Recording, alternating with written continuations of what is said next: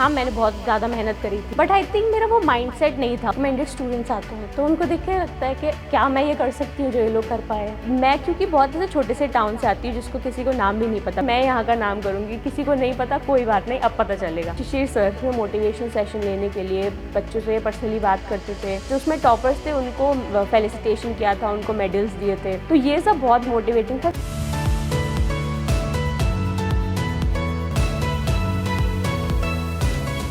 Welcome and जय Hind dear defence aspirants. आज success बेट की विद मी गुरकीरत के हमारे स्पेशल एपिसोड में हमारी प्यारी सी बेटी अंशिका वर्मा हमारे साथ में है, जिन्होंने एनडीए 153rd बैच के लिए अपना रिकमेंडेशन सक्सेसफुली प्राप्त किया है और अब वो ऑल सेट हैं अपने गोल को अचीव करने के लिए। आज हम बात करने वाले हैं अंशिका से और जानने वाले हैं उनकी strategy. Anshika Centurion Defence Academy के एनडीए फाउंडेशन बैच की स्टूडेंट रही हैं और बहुत अच्छी बात यह है कि उन्होंने अपने सेकंड अटेम्प्ट में सफलता को हासिल करी है। आज वो तमाम बच्चे जिनके मन में बहुत सारे डाउट्स होते हैं, जो 12th क्लास में ना बहुत क्यूरियस होते हैं, मुझे सितंबर अटेम्प्ट हर हालत में क्रैक करना है और अगर कहीं वो क्रैक नहीं कर पाते तो निराश हो जाते हैं, ऐसे सभी स्टूडेंट्स के लिए ढेर सारा मोटिवेशन है। आज उन बच्चों के लिए भी बात करेंगे जिन्हें ये लगता है कि स्पेक्स लगे हैं, पार इशू है, कैसे होगा, जो पहले से ही मेडिकल्स की चिंता करने लगते हैं रादर दैन थिंकिंग कि मैं एनडीए या एसएसबी को अपने पहले दूसरे प्रयास में कंप्लीट कर पाऊं।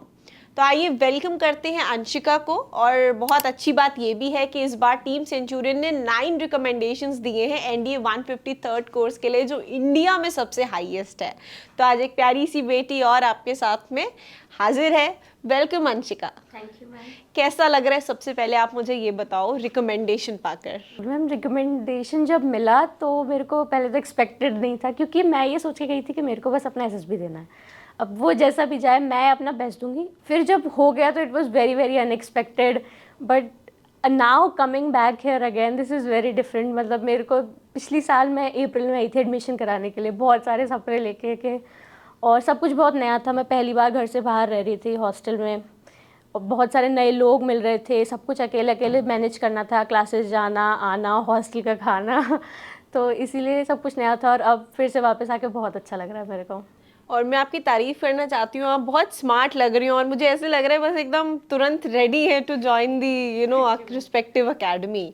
तो अंशिका, जब एक 12th क्लास का वो बच्चा होता है, वो सपने देख रहा होता है, 10th क्लास के बाद भी वो 11 से ही मन में शुरू हो जाता है, यार एनडीए जाना है, एनडीए का एक ड्रीम होता है, वो सब चीज़ें चल रही होती है माइंड में और जोश बहुत होता है, यार पहले प्रयास में करना है, फर्स्ट अटेम्प्ट। और ये अच्छी बात भी है, लेकिन कहीं ना कहीं मुझे लगता है ये बहुत अलग एक माइंडसेट बना दिया गया है कि first attempt is the best attempt. I believe so, but आपके केस में भी ऐसा नहीं हो पाया था, राइट? तो आप ऐसे स्टूडेंट्स को कैसे एड्रेस करते हो? जब आपके साथ ही ऐसी सेम घटना घटी तो आपने उस चीज़ को कैसे एड्रेस किया and how you motivated, kept yourselves motivated? So ma'am मैं 12th में ही स्टार्ट कर दिया था मैंने प्रिपरेशन एनडीए के लिए। मैं 11th में भी स्टार्ट कर रही थी, फिर मेरे को लोगों ने ऐसे रिकमेंड किया कि first you should do your 11th very well, अच्छे से पढ़ाई करो तो उसके बाद वही हेल्प करेगा आपको 12th में भी। सो 12th के साथ मैनेज करना वॉज डिफ़िकल्ट, कि जैसे भी पीसीएम होता है तो मैथ्स साथ में करना बोर्ड्स के लिए भी और उसके साथ साथ एनडीए के लिए भी, तो वो बहुत डिफ़िकल्ट होता है। और उसके बाद हम लोग यूजुअली देखते हैं स्टूडेंट्स जो फर्स्ट अटैम्प्ट में रिकमेंड हो जाते हैं, तो हम स्टोरी सुनते ही हैं कि अरे फर्स्ट रिकमेंड हुआ फर्स्ट अटैम्प्ट में।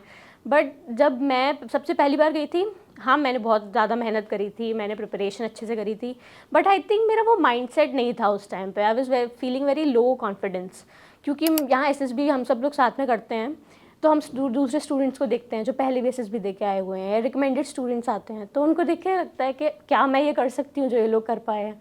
It becomes this whole taboo kind of, it becomes kind of scary. But फिर मैं जब वहाँ पे गई थी तो I was doing fine, but I was a lot scared inside. तो मेरे को लग रहा था पहली बार ये क्या हो रहा है, गांधीनगर इतना दूर जाके, मेरे को फर्स्ट मेरा सेंटर गांधीनगर था, तो इसीलिए। बट फिर मैंने वहाँ पे परफॉर्म किया जैसे मेरे को करना था, अपना पीपीटी दिया, ओआईआर दिया। तो फिर मैंने बाद में आके ये देखा कहाँ कहाँ पे मेरी मिस्टेक्स हुई थी, तो फिर मेरे को पता चला ओके मेरी स्टोरी पिक्चर से अलग थी, मेरे को ओआईआर करने में ज़्यादा टाइम लग रहा था। तो इसीलिए मैं ये कहूँगी आप किसी भी स्टूडेंट को ये पहले से अपने ऊपर इतना ज़्यादा प्रेशर नहीं डालना चाहिए कि मेरे को अभी क्लियर करना है, अभी नहीं होगा तो क्या होगा।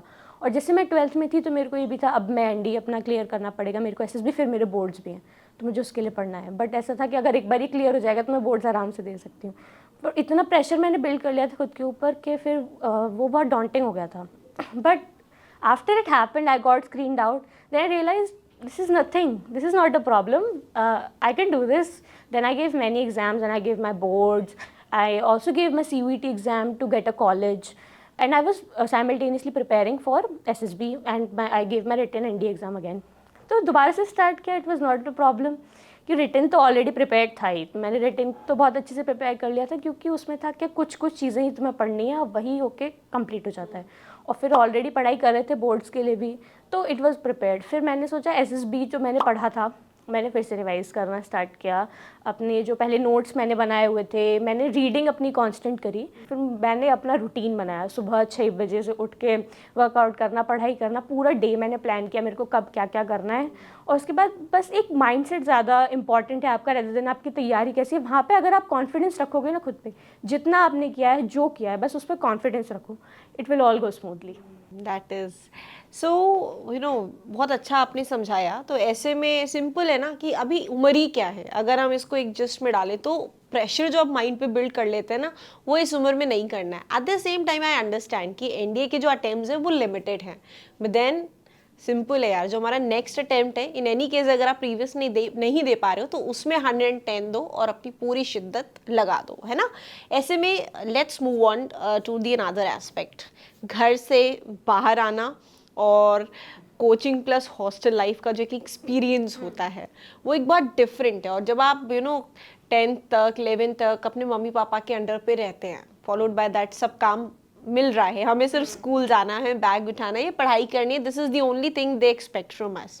So how was this shift and how you accepted that, followed by that आपका जो एक पूरे दिन का शेड्यूल रहता था एट सेंचुरियन वो कैसा रहता था, कैसे दोस्त मिले, और कभी कभी मन भी करता होगा इधर घूमाते हैं उधर घूमाते हैं because different kind of people you meet, but then आपको खुद के ऊपर भी वो एम्फेसाइज और सेल्फ डिसिप्लिन रहना पड़ता है जब मम्मी पापा की नज़र में आप नहीं रहते हैं। तो अपना सीसीटीवी कैमरा खुद का कैसे बनाया आपने, ये सारी चीज़ें आप बताओ। घर के बाहर जाकर जो एक्सपीरियंस मिलता है ना वो तुम घर से नहीं कर सकते हो। वहाँ जाके तुम्हारा माइंड सेट ओपन होता है कि ये चीज़ भी होती है, तो मैंने कभी सोचा भी नहीं था इसके बारे में। तो when I came here in अप्रैल तो पहले हॉस्टल मिला, अब यहाँ पे आके पता चलता है कि कपड़े भी खुद ही धोने हैं, बर्तन भी खुद ही साफ़ करने हैं, अपना रूम मेंटेन सब कुछ खुद ही करना है। और मेरी क्लासेस होती थी 7 आवर्स, तो मैं आती थी सुबह 8 बजे से 12 बजे तक क्लासेस होती थी, एंड देन इवनिंग शिफ्ट भी हो जाता 5 to 8, तो उसमें मैथ्स क्लासेस होती थी। तो मेरा पूरा दिन ऑलमोस्ट क्लासेस में ही जाता था। उसके बाद लौट के जाने के बाद अपना रिविज़न करना है आपको, फिर उसके बाद में जैसे टेस्ट होता था, हर सैटरडे टेस्ट होता था हमारा, तो उसके लिए आपको प्रिपेयर करते रहना है। और फिर साथ में 12th भी चल रही थी, so whole day was hectic, ऐसे पढ़ाई पढ़ाई पढ़ाई। But it was so good कि क्योंकि पूरा दिन ऑलरेडी प्लान था, प्रिपेयर था, तो मेरे को हर कुछ सोचना नहीं पड़ रहा था। ऑलरेडी वो अपने आप ही स्मूथ सेलिंग आवर्स शिफ्ट हो गए थे कि इस आवर में आपको एनडी के लिए पढ़ना है, इस आवर में बोर्ड्स के लिए पढ़ना है, कैसे कैसे करना है। फिर उसके बाद नेक्स्ट डे फिर यही शुरू हो जाता था। दोस्त मेरे बहुत सारे बने। एक मेरी फ्रेंड है अभी हैप्पी, वो मेरे साथ क्लास में थी, मेरे को शुरू में ही मिली थी वो, और उस ऐसा मतलब मैं उसी के साथ ही बैठती थी, उसी के साथ ही रहती थी। टीचर्स हमको टोकते रहते थे, ये बच्चे पढ़ते तो हैं पर बातें बहुत करते हैं क्लास में, पूरी क्लास को डिस्टर्ब करते रहते हैं। और यूजुअली ऐसे होता था कि सैटरडे को मैंने बोला टेस्ट होता था, तो उसके बाद हम लोग यहीं पे सामने मॉल है यहाँ पे घूमने चले जाते थे, और लौट के वापस फिर हॉस्टल, फिर पढ़ाई पढ़ाई। और ऐसा जैसे डिस्ट्रैक्शन होता नहीं था क्योंकि आस पास आपके दोस्त जैसे बनते हैं वैसे ही आप हो जाते हो।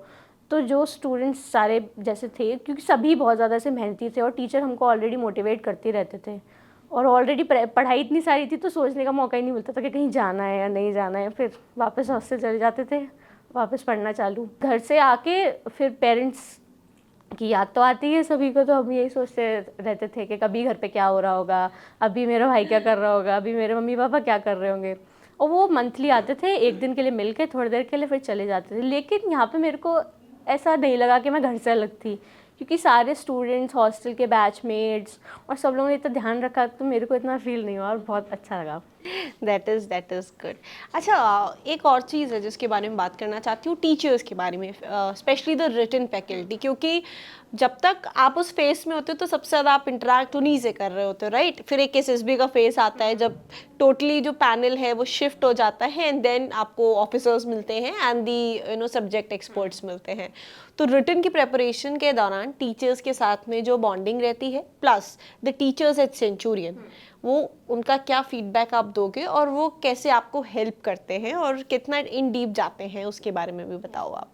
तो मैम मेरे को इतना नहीं पता था एनडी के बारे में, मैं बस आ गई थी कि मेरे को एनडी के लिए प्रिपेयर करना है, बट उसके बारे में मेरे को पता नहीं था।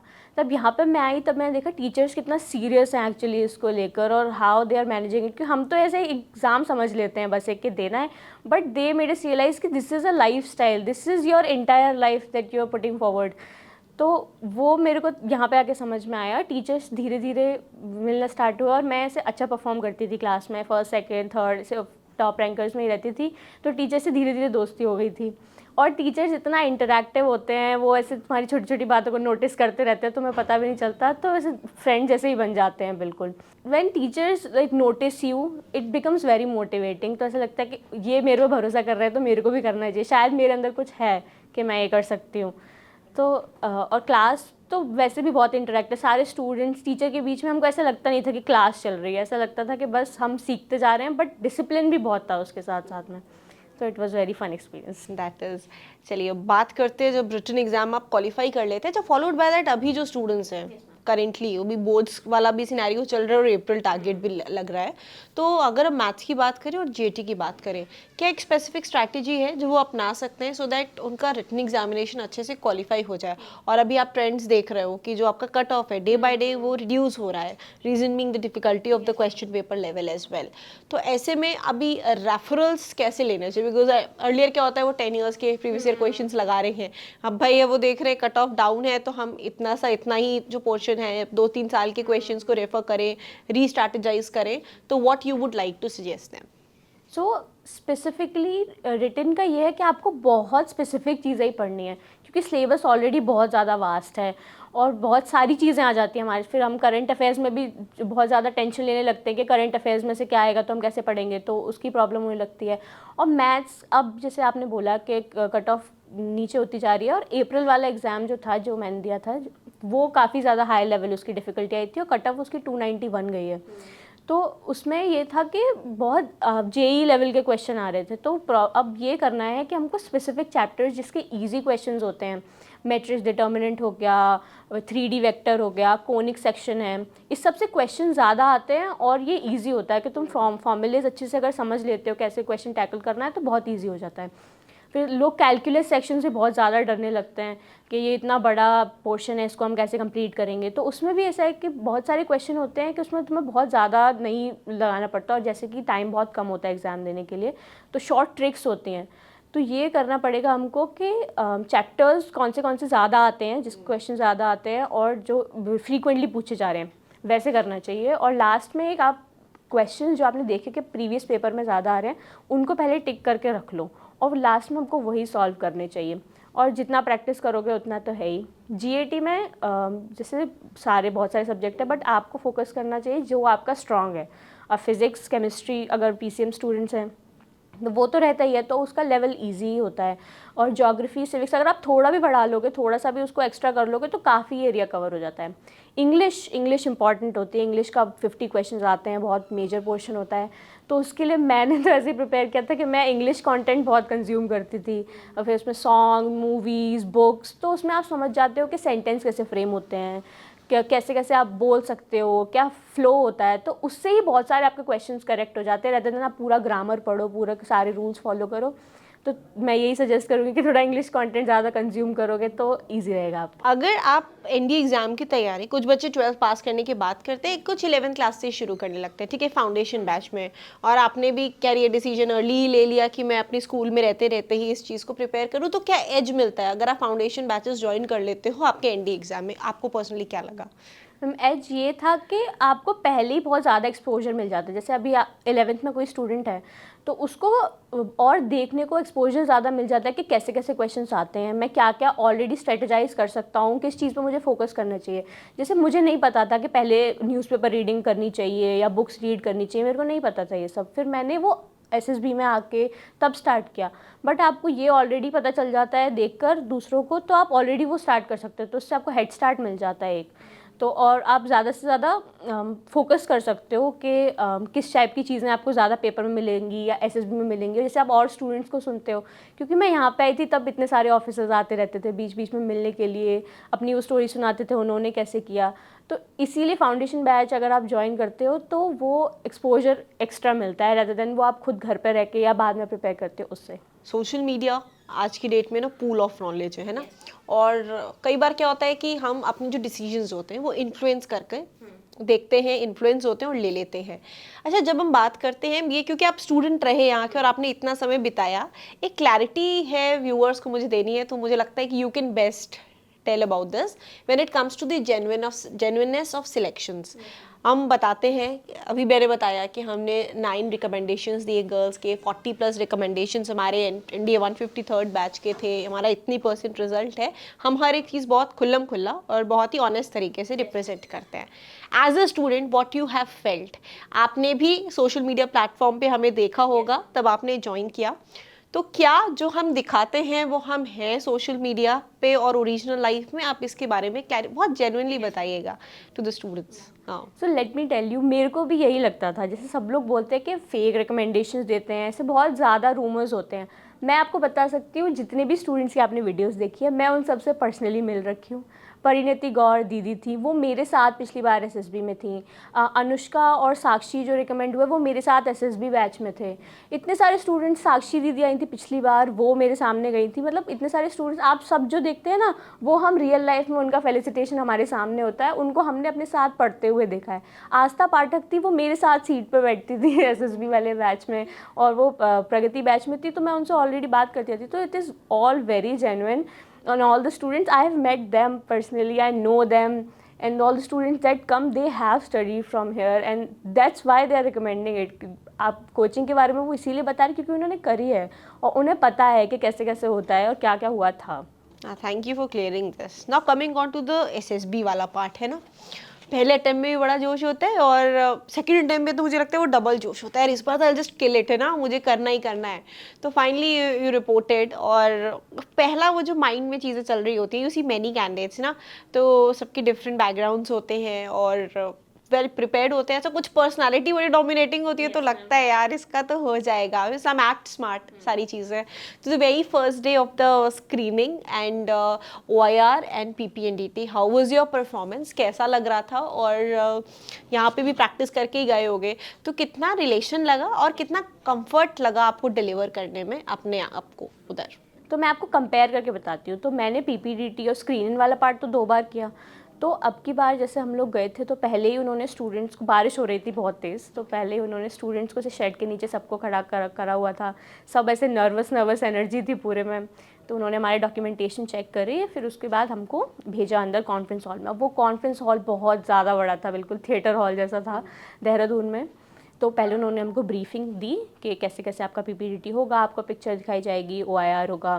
तो हम लोग को और पहले उन्होंने डिवाइड कर दिया स्टूडेंट्स को कि जो पहले स्क्रीन आउट हुए थे वो फ्रेशर्स जो हैं और जो दोबारा कर रहे हैं।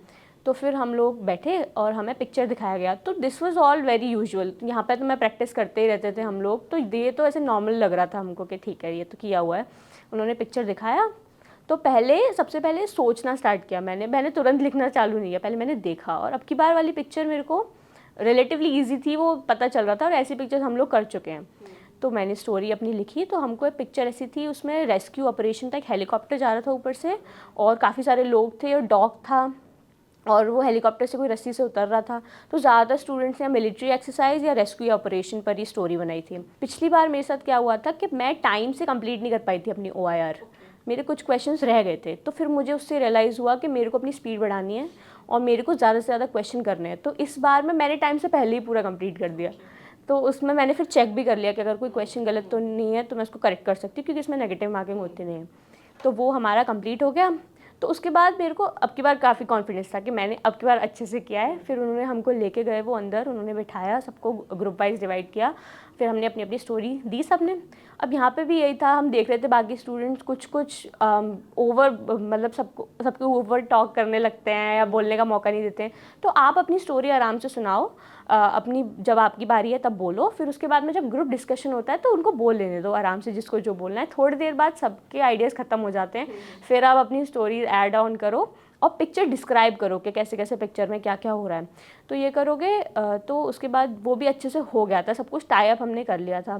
देन हमको फिर से वो वापस भेजा उन्होंने, लाइन में खड़ा करा और बताना स्टार्ट करा। तो मेरा चेस्ट नंबर था 84 और टोटल 145 स्टूडेंट्स। तो 84 नंबर आने तक बहुत ज़्यादा टाइम हो गया था, मेरे को बहुत टेंशन बिल्ड होने लगी थी, क्या होने वाला है क्या होने वाला है।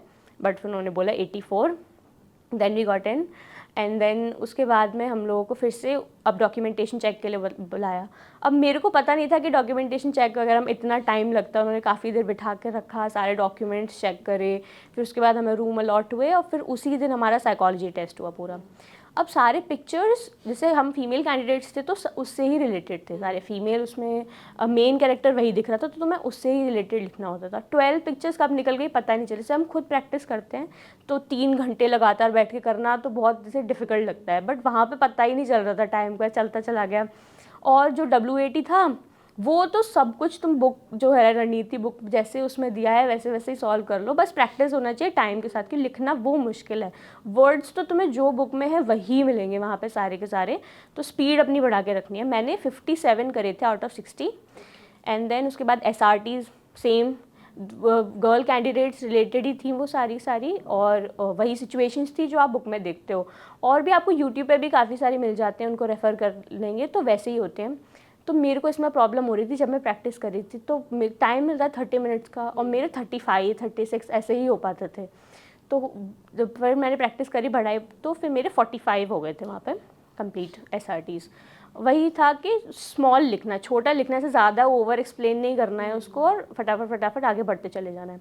फिर SD तो तुम खुद से प्रैक्टिस करो, पहले से ही याद करके जाओ पूरा कैसे कैसे लिखना। उन्होंने क्या किया, अब क्या क्वेश्चन स्विच कर दिए। तो यूजुअली ऐसे होता है कि पहले अपने बारे में लिखो, पेरेंट्स के बारे में, टीचर्स, फ्रेंड्स, ऐसे करके होता है। उन्होंने ऊपर नीचे कर दिए, पहले फ्रेंड्स के बारे में लिखना है, फिर स्टूडेंट। तो जैसे कोई याद करके आता है तो वो थोड़ा कन्फ्यूज़ हो जाए, तो ये तुम्हें थोड़ा अपना दिमाग खोल के रखना है कि ज़्यादा ये याद रखा है तो वो वैसे नहीं करना है, थोड़ा अलर्ट रहना है, अटेंटिव रहना है। देन वो कंप्लीट हो गया था। फिर हुआ था PIQ फॉर्म फिल। तो उसमें आप ओवर कुछ नहीं लिखो, क्योंकि मैं नहीं थी NCC नहीं करी मैंने, और मैंने ऐसे कोई गेम नहीं खेला बहुत ज़्यादा, कि स्कूल लेवल तक ही खेला, स्कूल लेवल तक ही पार्ट लिया सब चीज़ में। तो यहाँ पे मेरे को थोड़े से डिलेमा होता था कि सब लोग NCC वाले हैं या फिर कोई नेशनल लेवल पे, स्टेट लेवल प्लेयर्स हैं, क्योंकि वहाँ पे गेम्स वगैरह वो देखते हैं। तो पर मैंने ये सोचा कि खुद पे कॉन्फिडेंस रखो, जितना किया है उसको आप अगर प्राउडली बताओगे तो उन्हें भी लगेगा कि यार they have done something good, that's why they are proud of it. तो फिर मैंने जो जितना था उतना ही लिखा, ओवर कुछ नहीं लिखा। जो मैं प्रिपेयर करके गई थी जिसके बारे में पढ़ के, तो जैसे मैंने स्कूल में कथक किया है तो मैं उसके बारे में पढ़ के गई थी, मैं म्यूजिकल इंस्ट्रूमेंट्स प्ले करती हूँ तो उसके बारे में पढ़ के गई थी, वही लिखा मैंने। तो वो हमारा फर्स्ट डे कंप्लीट हो गया, 10:30 बज गए थे फर्स्ट डे में ही रात को। अब नेक्स्ट डे हमारे 3 दिन में ही सब कुछ कंप्लीट हो गया था। अब नेक्स्ट डे उन्होंने GTO से स्टार्ट किया। तो GTO इंडोर वाला था तो पहले वहीं से स्टार्ट हुआ। सबसे पहले हमारा GD हुआ था। पहले फर्स्ट वाला ये था कि ऑनलाइन एजुकेशन किस चीज़ के लिए इतना फ्लरिश कर रही है, कि उसका अफोर्डेबिलिटी है या टाइम कंजम्पशन, जैसे उन्होंने 3-4 लीड दी तो सबको इस पर बोलना था। और फिर उसके बाद उन्होंने एक दिया था आर्टिफिशियल इंटेलिजेंस वाला, कि कौन से सेक्टर में सबसे ज़्यादा प्रमोट करे, कि health care sector, finance sector, technology, किसको सबसे ज़्यादा प्रमोट करे वो। ये दोनों हुआ। फिर GP ही हुआ, तभी हो गया। GP भी उन्होंने स्ट्रक्चर दिखाया, तो जैसे हम लोग यहाँ पे करते हैं उससे भी बहुत ज़्यादा इजी था वो। यहाँ पे से 5-6 उसमें प्रॉब्लम्स होती हैं, उसमें 2-3 प्रॉब्लम्स थी, उनको आपने टैकल करना है और आगे बढ़ जाना है। तो यहाँ पे मैंने देखा था कि MNC वगैरह सर ने बताया था स्पेसिफिकली कि किसको क्या क्या बोलते हैं, कौन सी, क्योंकि उन्होंने स्पेसिफाई नहीं किया था वहाँ पर कि यहाँ पर भी एक रेल क्रॉसिंग हो सकती है ऐसा कुछ, बट यहाँ पे सर ने ऑलरेडी बताया था तो वो पूरा ऑलरेडी क्लियर हो रखा था। तो जब हमने वहाँ पे सोल्यूशन दिया तो बाद में हमने बाकी ग्रुप से जब बात करी तो उन्होंने बोला कि हमको ये बोला कि हमारा जो सोल्यूशन है वो रियल लाइफ में एप्लीकेबल नहीं हो सकता है, लेकिन हमारे ग्रुप ने जो बनाया था उन्होंने बोला कि okay this is applicable, this is nice. तो हम सब ने ग्रुप में डिस्कस किया थोड़ा, सब किसी ने रिटेलिएट भी किया, बट लास्ट में जाके वो एक कॉमन सोल्यूशन पे आ गए थे। फिर ग्रुप ने मेरे को नॉमिनेट कर दिया था उसको बोलने के लिए, तो फिर वो मैंने एक्सप्लेन किया and then it was completed. Then हमारा आउटडोर जीटीओ स्टार्ट हुआ, तो उसके बाद सबसे पहले पीजीटी हुआ। अब पीजीटी में सब लोग क्या करने लगे, सब लोग अपने अपने आइडियाज़ बताने लग गए और कोई सुन नहीं रहा, किसी को फॉलो नहीं कर रहा। तो मोस्ट इंपॉर्टेंट थिंग है अपने जीटीओ को सुनो, क्योंकि वो आपको आइडियाज़ देते रहेंगे, आपको पता नहीं चलेगा, वो आपको सही डायरेक्शन में गाइड करेंगे। तो अगर आप उनको नहीं सुनोगे तो फिर बहुत प्रॉब्लम होती है कि आगे कैसे बढ़ते हैं, क्योंकि पीजीटी 4 स्ट्रक्चर करने हैं आपको, और हम लोगों का टाइम भी कम कर दिया था क्योंकि बारिश हो रही थी उस टाइम पे, तो स्ट्रक्चर स्लिपरी थे। तो फिर पहले हमने वो कंप्लीट किया, फिर बाद में रूम में जाके हमने डिसाइड किया कि कैसे करना है। पहले हम रूल बनाएंगे कि कैसे हमको प्लान बनाएंगे, देन उसको एग्जीक्यूट करेंगे। तो एचजीटी फिर उसके बाद बहुत स्मूथली गया हमारा। फिर लेक्चरेट भी उसी दिन हो गया था। मेरे को लेक्चरेट में टॉपिक मिले थे, कॉफ़ी था एक था नोबेल प्राइज़, और एक वेस्टर्न मेडिसिन और वेस्टर्न मेडिसिन ऑल्टरनेटिव। तो मैंने वही चूज़ किया था, वेस्टर्न मेडिसिन ऑल्टरनेटिव्स। तो उसके बारे में मैं न्यूज़पेपर मैंने कॉन्स्टेंटली पढ़ा थ्रू आउट एसएसबी प्रिपरेशन। तो मेरे को आइडियाज़ था, मैंने योगा और फिर एलोपैथी, आयुर्वेदा, ये सब के बारे में कम्प्लीटली बताया। वो हमारा लेक्चरेट हो गया। फिर थर्ड डे में हमारा था बाकी बच्चे कुछ एफजीटी, इंडिविजुअल ऑब्स्टिकल्स, जो भी जीटी बचा था वो। एंड देन उसके बाद में लास्ट में मेरा सबसे लास्ट में मेरे ग्रुप में इंटरव्यू था थर्ड डे। फिर वो कंप्लीट होने के बाद नेक्स्ट डे हम लोगों को मिला आउटिंग, तो हम फिर उस दिन बाहर घूमने गए थे and then last day conference. So personal interview में कैसे क्वेश्चंस पूछे गए थे? कोई ऐसा out of the box interesting question पूछा गया हो आपसे? नहीं ma'am, out of the box तो उन्होंने ऐसा कुछ नहीं पूछा था। मेनली सारा उन्होंने जो पीआईक्यू फॉर्म था उससे ही पूछा था। और मैं ज़्यादा थोड़ा नर्वस थी पर्सनल इंटरव्यू की, क्योंकि बाकी सब में आप ग्रुप के साथ होते हो, आप सबके साथ परफॉर्म कर सकते हो, लेकिन वहाँ पे आपको निट पिक करके सामने ही बैठे हुए हैं आपके, सब चीज़ आपके सुन रहे हैं।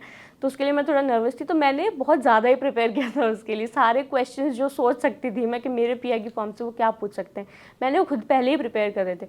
तो ऐसा लग ही नहीं रहा था कि कुछ मेरे से अलग पूछ रहे हैं जो मैंने प्रिपेयर नहीं किया था।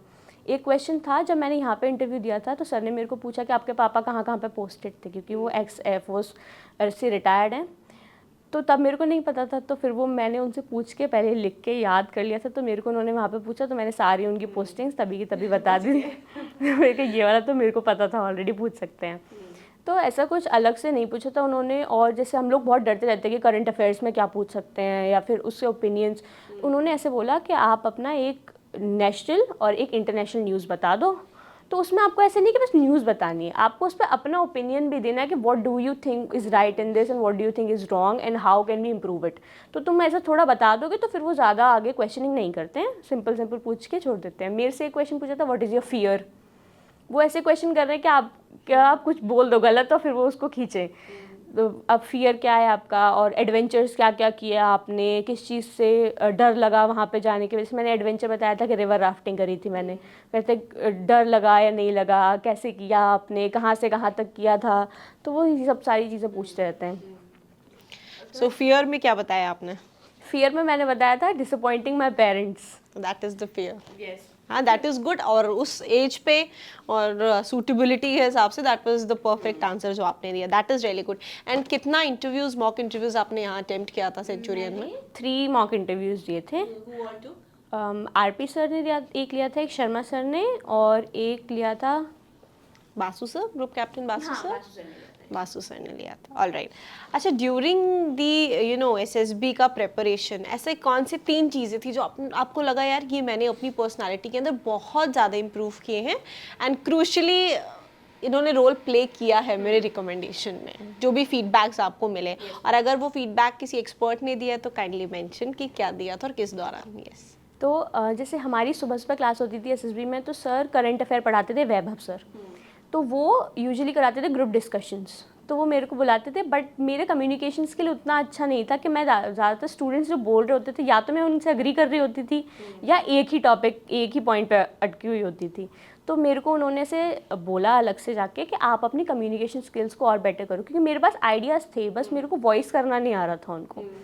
तो ये मेरे को पता चला। शमी सरोवाल सर के साथ इंटरव्यू हुआ था, तो वो मेरे को उन्होंने बोला कि आप ऐसे घुमा घुमा के मत बात बोलो, जो एक बात पूछी है उसी का आंसर दो और उतना सटीक दो, उसको ज़्यादा ऐसे ओवर एक्सप्लेन करने की ज़रूरत नहीं है। बस आप उतना ही बोलोगे तो उतना काफ़ी रहेगा। अब उनको कोई फॉलोअप क्वेश्चन पूछना है तो वो खुद ही पूछ लेंगे, आप एक क्वेश्चन में से खुद ही दूसरा मत बनाओ। तो दूसरा ये था। और एक चीज़ ये थी कि खुद पे कॉन्फिडेंस वाला सबसे ज़्यादा था, क्योंकि हम बाकी स्टूडेंट्स को देखते हैं, कोई CDS वाले हैं, कोई एफकेट वाले हैं, सब लोग होते हैं, उनको कितना कितना पता है, फिर आपको लगता है मेरे को नहीं पता है इसके बारे में, या इस वॉर में क्या क्या हुआ था, ऐसी यूजुअली वैसी चीज़ें तो हमको थोड़ा डरा देती हैं। तो मेरे को ये 3 चीज़ मिली कि कम्युनिकेशन स्किल्स, और अपना आंसर कैसे सटीक रखना है, एंड थर्ड सेल्फ कॉन्फिडेंस। ये 3 चीज़ मेरे को बताई गई and I improved on them and here we are. That is चलिए अब आते हैं एक बहुत मेजर क्वेश्चन पर, जो बच्चे मुझे अक्सर कहते हैं कि मैम मेडिकल्स की भी आप बात कर रही हैं। तो डेफिनेटली क्या होता है ना बच्चों की, मेडिकल्स के बारे में क्या होता है, वो एक क्या होता है कैंडिडेट पर्टिकुलर होता है। बहुत अच्छा होता है कि अगर एक मेडिकल एक्सपर्ट खुद उस विषय के बारे में बताएं, क्योंकि हर व्यक्ति का एक सब्जेक्ट नॉलेज होता है, राइट। तो अगर कुछ बच्चों को शिकायत है इस बात की, तो मैं ये एडमिट करना चाहती हूँ कि अगर मेडिकल एक्सपर्ट मेडिकल के ऊपर एक वीडियो बनाते हैं जो आपको सही जानकारी दे सकते हैं, जिन्होंने ईयर्स ऑफ एक्सपीरियंस के साथ में पढ़ाई किया है, वहाँ पर कैंडिडेट्स को एसेस किया है, तो वो आपको फ्रूटफुल इन्फॉर्मेशन दे पाएंगे। सेकंड क्या होता है ना, मार्केट में बहुत सारे मिथ्स प्रिवेल कर रहे हो। तो मैंने कई बार देखा है बच्चे क्लासरूम में बैठे होते हैं, फ्रेंड्स बात कर रहे होते हैं, यार ये तुम्हारा ऐसा पैर है, मेरे भी ऐसे किसी कजिन का था उसका नहीं हुआ, या तुम्हारा ये लग रहा है मुझको कि ऐसा फ्लैट फुट है क्या। But there are scientific parameters जिसके बेसिस पर एक कंक्लूजन ड्रॉ होती है, right. So XYZ anybody cannot tell you about the medical procedure, but today we are having Anshika, और जो आपका एक मेजर डाउट है वो चश्मे वाला, तो वो हम अंशिका से जानेंगे because she is at that experience, और वो आपको ब्रीफ करेंगे इसके बारे में। तो अंशिका, चश्मा इन इंडियन एयरफोर्स है ना, so please let me know कैसा रहा, और आप इंडियन एयरफोर्स के किस एस्पेक्ट के लिए फिट हैं with the glasses, and what is the criteria. Okay, so medical, first of all medical से डरो मत, क्योंकि मेडिकल्स के बारे में हम लोग सब ऐसे रूमर्स सुनते रहते हैं कि यहाँ पे इतना स्ट्रिक्ट होता है, हर चीज़ को इतना ध्यान से देखते हैं, इतना डिटेल में जाते हैं। Yes it is there, but आपको उसको इतना सीरियसली लेने की ज़रूरत नहीं है। और वैसे भी आपको वो रिजल्ट जो भी कुछ भी होगा वो बताने वाले हैं नहीं, वो लास्ट में एंड में कॉन्फ्रेंस होती है तभी पता चलता है। सो मेरे को 10th से ये मेरे ग्लासेस थे, तो मैं तभी से ही सोचना स्टार्ट कर दिया था, अब मेरे चश्मा है, मैं कैसे जाऊँगी एयरफोर्स में, मेरे को फ्लाइंग करनी है, मैं कैसे जाऊँगी एयरफोर्स में। और हमेशा मैं यही सोचती रहती थी, और धीरे धीरे नंबर बढ़ भी रहा था। तो मेरा अभी हो गया 1.5 दोनों आइज़ में नेगेटिव मायोपिया। सो वहाँ पे जाके मेरे को पता चला कि 2.5 तक, -2.5 तक अलाउड होता है। तो हमें देखते हैं ना हम, तो 6 मीटर्स तक वो चेक करते हैं, तो आप 6/18 देख पा रहे हो, 6/24 देख पा रहे हो, 6/36 देख पा रहे हो, यहाँ तक आपका अलाउड होता है 6/36 तक। तो मेरा भी 6/24 निकला दोनों में, और 1.5 नेगेटिव दोनों आँखों में नंबर था। तो इतना तक अलाउड होता है, ऐसा नहीं है कि आपका अगर चश्मा लग गया तो आप अब कभी कर ही नहीं पाओगे, या आप एयरफोर्स में जा ही नहीं सकते। तो एक बार आपको पता चल जाता है इतना, और उन्होंने बोला कि अब आप ग्राउंड ड्यूटी के लिए एलिजिबल हो, फ्लाइंग के लिए नहीं हो, बट मैं उसमें टेक्निकल भी होता है, नॉन टेक्निकल भी होता है, उन दोनों के लिए आप एकदम परफेक्टली, बाकी सब क्योंकि मेरा अच्छे से गया तो उन्होंने मेरे को क्लियर कर दिया। एंड नेवी ऑल्सो, तो नेवी एविएशन वाला भी होता है, तो उन्होंने बोला आप नेवी में नहीं जा सकते हो क्योंकि उसमें नेगेटिव 0.75 तक नंबर चल जाता है। तो इतना है चश्मे का, तो आप ऐसे डरो मत कि चश्मा है तो कभी क्लियर कर ही नहीं सकते, it's a criteria. Yes, and now moving on again to the conference, you know वो एक दिन होता है, you wear your best dress है ना, वो रखी होती है उस दिन के लिए सजा के, and finally एक special day भी होता है because now you're going to see everybody in the uniform, और बैठना, तो ब्रेकफास्ट तो कर लिया होगा, उसके बाद ही आपको भेजा गया होगा, पेट भरा हो, बच्चे बेचारे निराश ना हो जाए। तो कैसा रहता है एयरफोर्स का जो कॉन्फ्रेंस का एक्सपीरियंस होता है, बिकॉज आर्मी के बारे में तो मैंने बहुत बार चर्चा करी है, एयरफोर्स के कैंडिडेट्स को इंटरव्यू किया, बट कॉन्फ्रेंस के बारे में बहुत डिटेल में बात नहीं करी। कॉन्फ्रेंस में उन्होंने पहले हमको ब्रीफ कर दिया था कि जहाँ आप अंदर जाओगे बीच में सीट लगी है, आपको वहाँ बैठना है, और एक सर के नीचे क्रॉस होगा, मतलब वो पूरी टेबल में आसपास बैठे हैं, तो जिनके सामने क्रॉस लगाओ आपको उनसे बात करनी है, वही आपसे क्वेश्चंस पूछेंगे। तो हम लोग बैठ गए, अब मेरा चेस्ट नंबर था 7, तो हुआ क्या 9 से लेकर 17 का उन्होंने पहले कॉन्फ्रेंस किया और हम लोगों का बाद में कर दिया। तो हम फिर वेट कर रहे हैं वहाँ गेम्स खेल लिए सब कुछ, और टेंशन हो ही रही है कि अब 5 दिन हो चुके हैं, फाइनली रिजल्ट आने वाला है। तो उन्होंने फाइनली जब बुलाया तो उसमें ऐसा था कि पहले आपको बाहर वेट करना होता है, उसके बाद आपको अंदर बुलाते हैं, तो तब तक डिस्कस कर रहे होते हैं। तो यूजुअली ऐसे स्टूडेंट्स बोलते हैं कि अगर ज़्यादा डिस्कस कर रहे हैं तो मतलब तुम्हारा डाउटफुल केस है, या फिर ज़्यादा क्वेश्चंस पूछ रहे हैं अंदर जाके तो डाउटफुल केस है। तो मैं वहाँ पे बैठी हुई हूँ, वेट कर रहे हैं, अब डिस्कशन चले ही जा रहा है अंदर, काफ़ी देर हो गई, अब मुझे ही लग रहा था कि काफ़ी देर हो गई, तो मुझे लगा डाउटफुल केस तो नहीं है। उन्होंने फाइनली अंदर बुलाया। अब वहाँ पे इतने सारे यूनिफॉर्म्ड ऑफिसर बैठे हुए हैं, सब ने अपनी एकदम परफेक्ट यूनिफॉर्म पहनी हुई है सारे, और प्रेसिडेंट बैठे हुए थे बीच में। बट वहाँ पे वो ऐसा हेज़ जैसा हो जाता है ना, तुम्हें दिखता ही नहीं है कुछ कि कौन क्या है, बस तुम वहाँ पे जाके बैठो। और बाद मुझे पता भी नहीं था कि किसके सामने क्रॉस लगा है, मेरे को पता भी नहीं चला, बस मैं बात कर रही थी सीधा देख के। उन्होंने मेरे को फिर नॉर्मल क्वेश्चन पूछा कि आपका कैसे स्टे रहा और आपने क्या चीज़ें सीखी, या आपके जो ग्रुप था उससे आपने क्या सीखा। ये 2 नॉर्मल क्वेश्चन पूछे, मतलब okay Anshika you good to go, तो उन्होंने फिर भेज दिया वापस। इतना ही कॉन्फिडेंस था, पता भी नहीं चला था, हेज़ की तरह वो निकल गया पूरे दिन वेट करने के बाद। And then 72 student screen in थे, तो सबका होते होते बहुत ज़्यादा 6 घंटे हो गए थे। तो हम लोग शाम तक वेट करते रहते 6 बजे तक कि कब होगा, रिज़ल्ट आएगा फाइनली। शाम को जाके रिज़ल्ट पता चला हमको, और उसके बाद फिर पूरा डॉक्यूमेंटेशन प्रोसेस था 11 बजे उतने तक। तो रात को हम लोग निकले फिर वहाँ से एसएसबी सेंटर से। उसके बाद फिर चेहरे पे सुकून और मुस्कान फाइनली ये भी इतने 2 महीने से जो चल रहा है कि अभी फाइनली एक कंक्लूजन पर आया। और फिर घर वालों का रिएक्शन वो बहुत मैंडेटरी वाला होता है ना कि यार पता चल जाए, उनको भी उत्सुकता होती है। तो किसको फ़ोन लगाया या कैसे संपर्क किया पहली बार? तो इसकी अलग स्टोरी है एक, जिसके लिए मुझे अभी तक डांट पड़ रही है। तो हम लोगों को जब वो डॉक्यूमेंटेशन के लिए 5:30 बजे से लेके गए थे, तो पूरा बहुत, ये कोई बताता नहीं है चीज़ें कि डॉक्यूमेंटेशन इतना सब कुछ होता है वहाँ पे। इतने सारे फॉर्म्स उन्होंने ला के आपकी फ़ाइल बना के रख दी पूरी, तुरंत प्रिंट होके आ गया सब। अब हम फिल कर रहे हैं। तो मेरे को कुछ पिन कोड की कुछ प्रॉब्लम हुई थी, तो मैंने फ़ोन किया पापा को कि इसमें मेरे को क्या भरना है, मेरा होम डिस्ट्रिक्ट कौन सा वाला भरना है। तो बोल रहे रिकमेंड हुई है, नहीं पहले ये तो बता ये तो बताया ही नहीं। मैंने कहा हाँ हाँ हो गई। तो मैंने कहा, वो बोलते हैं हम लोग सुबह से यहाँ पे परेशान हो रहे हैं, किसी ने कुछ बताया भी नहीं, कुछ अता पता भी नहीं चला। कहा हाँ हो गई। कहते अच्छा ठीक है अब ये भरना है इसमें। तो उसके लिए मेरे को अभी तक डांट पड़ रही है कि पहले बताया नहीं। पहले पापा को फ़ोन किया था, फिर सभी आ गए थे फ़ोन पे, mummy papa. So that was a very, तो मतलब पापा का एक अलग रहता होगा उसमें, क्योंकि कोई है जो अब उनकी लेगेसी को कंटिन्यू करने वाला। तो उस एस्पेक्ट से कैसे देखा जाता है? दीदी डॉक्टर है, एमबीबीएस किया हुआ है उन्होंने, राइट?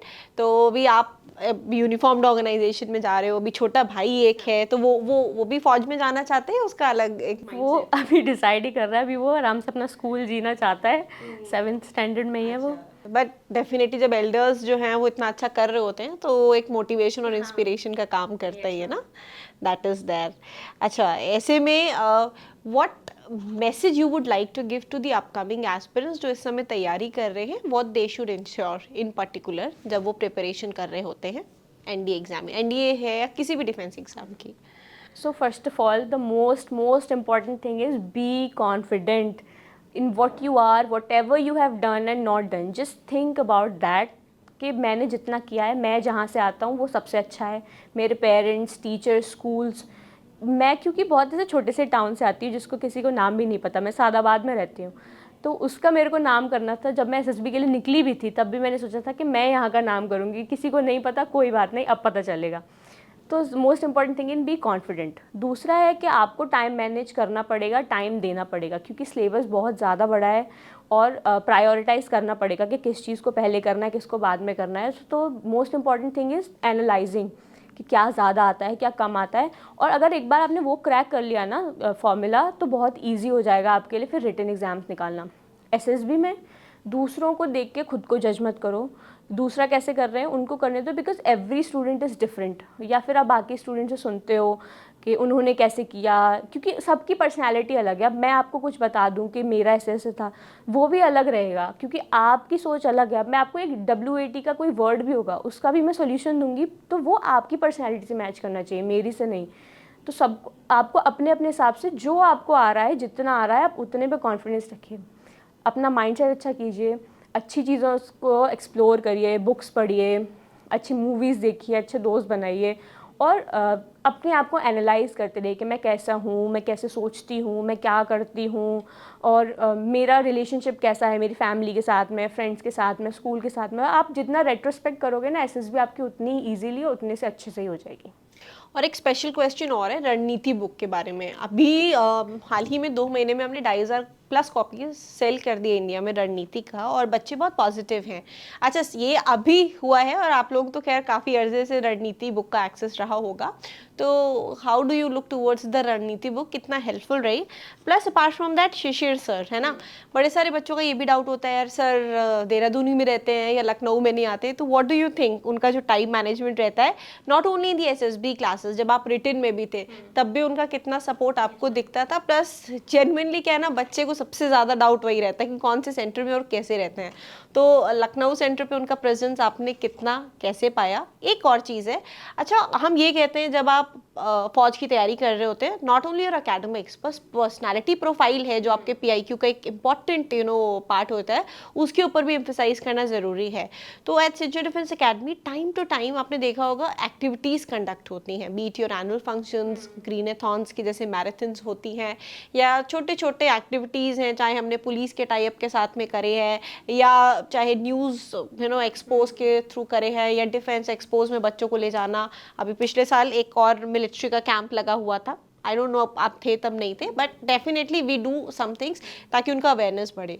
तो ये ओवरऑल एस्पेक्ट जो है ये कितना हेल्पफुल रहता है, ये मेरा लास्ट क्वेश्चन होगा इस बैठ की का। Yes ma'am. तो सबसे पहले मैं रणनीति के बारे में आपको बता देती हूँ। सो आपका जो साइकोलॉजी वाला पूरा पोर्शन है ना, तो उसके लिए जैसे आप फर्स्ट टाइम जब करते हो तो आपको उसके बारे में कुछ ज़्यादा पता नहीं है, तो उससे एक्सपोजर बहुत मिल जाता है। अब बाकी स्टूडेंट्स की स्टोरीज़ पढ़ते हो और बाकियों का वैट उसमें सबके एग्जाम्पल्स दिए हुए हैं, तो आप जब पढ़ते हो तो आपको लगता है अच्छा इस पर मुझे बेस करना है, अपना ही लिखना है, लेकिन कैसी टाइप की स्टोरीज़ जाएंगी, क्योंकि फर्स्ट यूजुअली ऐसा होता है पीपीडीटी में स्टूडेंट्स क्या करते हैं, जो पिक्चर होता है उसी को डिस्क्राइब कर देते हैं, उसमें स्टोरी नहीं बनाते हैं।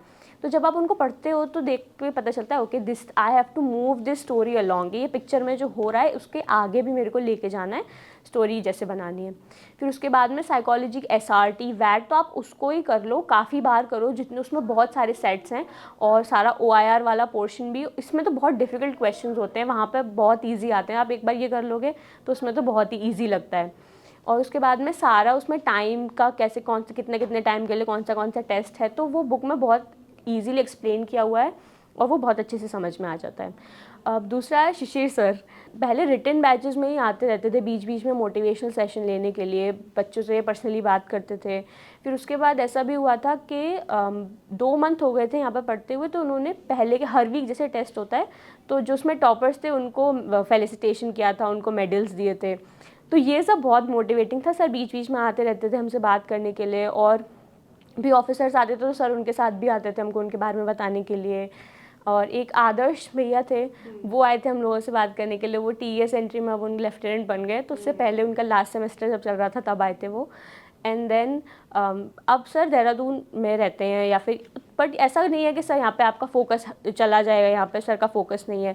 एसएसबी सेंटर यहाँ पे जब होता है तो सर बीच बीच में आते रहते हैं, अपने क्लासेस लेते हैं वो रेगुलरली साइकोलॉजी की, और आप उनसे कभी भी कनेक्टेड रह सकते हो, क्योंकि सर अपना नंबर सारे एसएसबी स्टूडेंट्स को दे देते हैं। आपको जब भी कोई प्रॉब्लम हो आप फ़ोन करो मेरे को, मैसेज करो, स्टोरीज चेक करवाओ, और कोई भी प्रॉब्लम हो तो सीधा लेकर आओ मेरे पास में। तो ऐसा कुछ प्रॉब्लम होती नहीं है, सर हमेशा ही साथ में रहते हैं। एक्स्ट्रा को करिकुलर एक्टिविटीज़ रहती हैं, वो कितना इंपॉर्टेंट रोल प्ले करती हैं? हाँ, तो लास्ट ईयर एनुअल फंक्शन हुआ था तो मैं उसमें पार्ट थी, और हमने वो 1.5 किलोमीटर लॉन्ग तिरंगा हम लोग लेके गए थे पूरे, तो that was really really motivating, और मैंने ऐसा कुछ पहले किया भी नहीं था, तो सबका पार्ट होना, हम सब साथ में स्लोगन्स गा रहे थे, नारे लगा रहे थे, तो वो पूरा माहौल होता है ना, वो आपको एक्सपोजर उसका बहुत ज़्यादा चाहिए होता है, तो आप और ज़्यादा मोटिवेट हो जाते हो कि हाँ यहाँ पर ये छोटे लेवल से स्टार्ट हो रहा है, तो जब वहाँ पर एक्चुअली जाके होगा तो मेरे को कैसा लगेगा, उसका एक झलक देखने को मिलती है आपको। फिर एनुअल फंक्शंस में जैसे अब की बार मैं भी आई थी, और उससे पिछली बार में मैं बस एक विजुअल थी जो देख रही थी बाकी स्टूडेंट्स को, तो ये सब देख के जैसे हम स्कूल में जैसे परफॉर्म करते हैं वो छोटा लेवल होता है, उसका और बड़ा लेवल हो जाता है।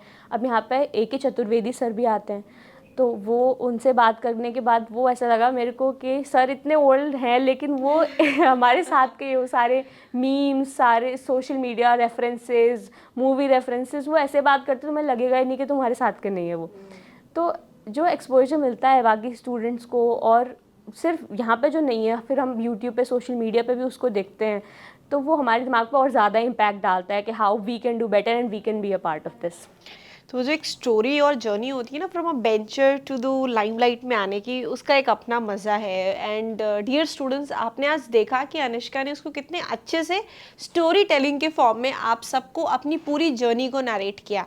नॉट ओनली जब उनका एक स्ट्रगल फेज भी था, उसको ओवरकम करना अपने सेल्फ मोटिवेशन, सेल्फ डिटर्मिनेशन के साथ में, और एक माइंडसेट रेडी करना कि यार मेरा नेक्स्ट अटेम्प्ट रेडी है और I have to give my best, और फिर उसके लिए पूरी शिद्दत, जोश, जुनून, जज्बे के साथ लग जाना, और फाइनली अपने फादर की लेगेसी को कंटिन्यू करना। ये आप सीख सकते हैं अंशिका से। अंशिका, वो एक बार सॉन्ग की बड़ी सुंदर सी लिरिक्स है, तू सारे जहां से प्यारी मेरे भारत की बेटी, तू सारे जहां पे भारी मेरी भारत की बेटी, तू जीती रहे जीतती रहे। और मेरी भी यही कामना है आपसे कि आप ऐसे ही सदैव ना सिर्फ अपने परिवार का, अपने आल्मा मैटर का, बल्कि पूरे देश का परचम पूरे विश्व में ऐसे ही बुलंद करते रहे। और आज आपने जो हासिल किया है, आपको जो लाखों व्यूअर्स देखने वाले हैं, आप उनके लिए सोर्स ऑफ इंस्पिरेशन हैं, और आपसे बहुत सारे स्टूडेंट्स मोटिवेट होने वाले हैं और नेशनल डिफेंस एकेडमी एग्ज़ाम की तैयारी में जी जान से जुटने वाले हैं।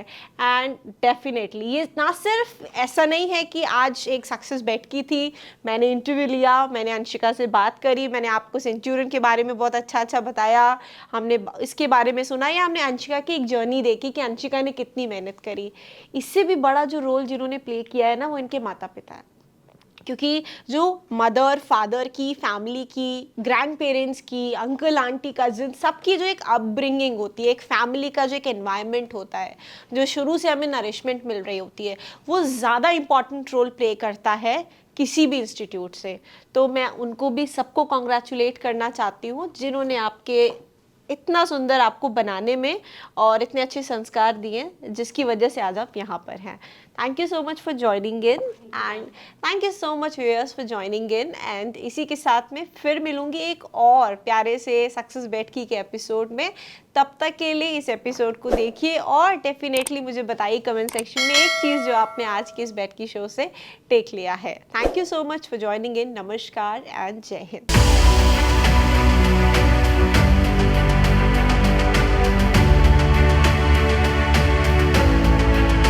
डियर एस्पिरेंट्स, क्या आप भी 2025 एग्जामिनेशन को क्रैक करना चाहते हैं अपने पहले प्रयास में? तो आज ही एनरोल करें सेंचुरियन डिफेंस एकेडमी के रिटन प्लस एसएसबी कोर्स में, जो आपको देने वाला है regular classes, free study material, trained faculties, experts of the SSB panel, free SSB coaching, India's largest GTO ground के साथ में doubt clearing sessions, weekly mock test, rigorous practice. ये एक ऐसा संस्थान है जहां हम आपको A to Z प्रिपरेशन कराते हैं और आपको नेशनल डिफेंस एकेडमी की कड़ी तैयारी कराते हैं। प्राउडली ऑल इंडिया रैंक 1, 2, 3, 4 जैसे रैंक्स देने वाली सेंचुरियन डिफेंस एकेडमी आपको वेलकम करती है to join our upcoming courses for your ND exam preparation. Please call on 97959 77776 for more information. Thank you, Namaskar and Jai Hind.